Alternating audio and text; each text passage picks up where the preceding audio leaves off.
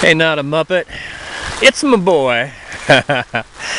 Hey, well, I only have, this camera only takes 8-minute movies, so I gotta talk fast. Hey, 8 minutes does seem like a long time, but I could burn up 8 minutes, like I'm doing right now. Anyway, not a Muppet. I'm glad to see you back in the tubes. And I made a video for you in the sunshine last week, and that died, my camera, my laptop, you know the deal, yada yada yada. So I'll make you another one in the pouring down rain. And it's a question and a talk about revenge.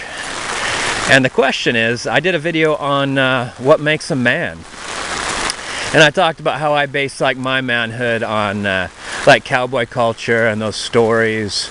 You know, I believe a man should be independent, take care of himself, look after other people, you know, respect their rights and their freedoms and expect the same. And when I made that video, someone said, I want to hear Not a Muppet. I want to hear what he thinks manhood's based on, or what's important to him as far as being a man. I thought, man, I do too. So hopefully you could answer that question for us, Marco. And revenge.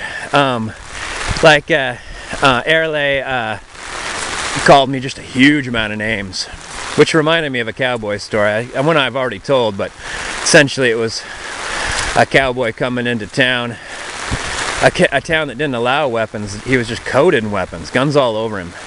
And the sheriff walked out, and sheriff's not wearing any weapons, and says, "Hey, this is a no-gun town, mister. You're gonna have to either turn those in with me or take them back to the bunkhouse." And the guy's like, "Well, what if I decide not to?" And the sheriff's like, "Well, I'd be forced to arrest you. Someone's bound to get hurt. You might end up in jail for longer than you'd want, especially if there's nobody willing to bail you out and pay your fines. So I don't know, is that how you want to spend your Saturday night, or you just want to go put those back in the bunkhouse?" And someone said, "Well, Sheriff, weren't you scared to talk to that man with all those weapons?" And the sheriff said, "Oh, I was scared, but I reckon someone carrying that many weapons has got to be scared of everything." So, yeah, so when I have someone like call me like, you know, a huge amount of names, I think that, you know, that they're either kind of insecure, and so they're kind of firing around it, like they're using their own insecurities as to search out your own. Or no, we're not going that. No, Keela, we're not going that way. Let's go down here and take a drink. You know, or they're new to rapping, and that's just how they're practicing their rapping skills, getting ready for their rap battles. This is one of my favorite spots to come to, but it's totally flooded and you can't get out to it anymore. Okay, anyway, revenge. Oh, I don't really believe in revenge, other than I believe that sometimes contemplating it can be like a healthy response to heavy-duty feelings. Come on, Keela.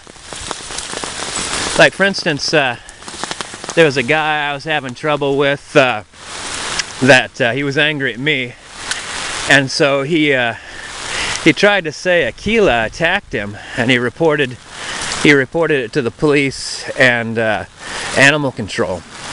And so animal control came to take my dog away from me, and I was able to talk them into letting Keela have a home arrest. And you know, the most likely occurrence in an animal attack is the animal is killed. He's euthanized. And fortunately, the guy was unable to prove that he'd been attacked by my dog. So I realized that this guy was so angry and lashing out at people that I could have lost my dog.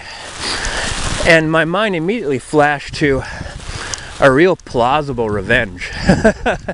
Something that I could do that would have a you know, a detrimental impact on this person's life. You know, not as bad as having his dog die. That's terrible. But you know, just a way to get back at somebody that tried to you know, seriously harm me and mine. And so I was just kind of like, I think it was just an outlet for me to think that up, because getting revenge on people, I think most people just get revenge on themselves, and most people kind of live a life like that. I'm sure that wasn't the first time, you know, that guy tried to, I don't know, screw somebody over, make somebody's life miserable. I couldn't imagine anything worse than attacking a man through his dog. So, I don't know, like, so I'm gonna wake up, you know, calm. I'm gonna take my dog out and we're gonna have fun together. And that guy's gonna just wake up a jerk. And he's gonna have a jerky little life. And so that's gonna have to be revenge enough.